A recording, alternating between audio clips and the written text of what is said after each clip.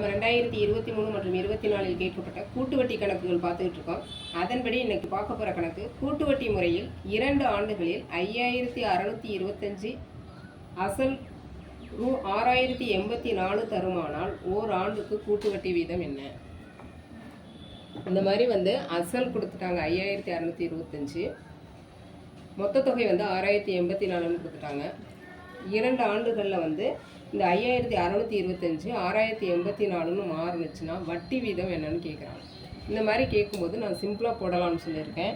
என்னென்னா மேலே மொத்த தொகை 6084 போட்டுக்குங்க, கீழே அசல் 5625 போட்டுக்குங்க. இதுக்கு என்ன பண்ணணும்னு சொல்லியிருக்கேன், ஸ்கொயர் ரூட் எடுக்கணும்னு சொல்லியிருக்கேன். இப்போ 78 ஸ்கொயர் தான் 6084, 75 ஸ்கொயர் 5625. இப்போ இதை -1 பண்ணணும்.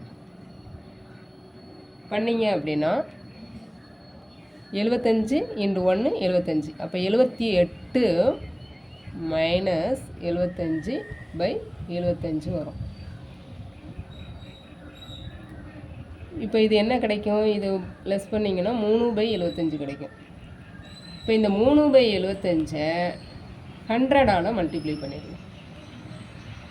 மல்டிப்ளை பண்ணிட்டீங்க அப்படின்னா இதை கேன்சல் பண்ணிங்க அப்படின்னா நமக்கு என்ன ஆன்சர், 3 25 75, 4 25 100, இந்த 3க்கும் 3க்கும் கேன்சல் ஆயிரும்.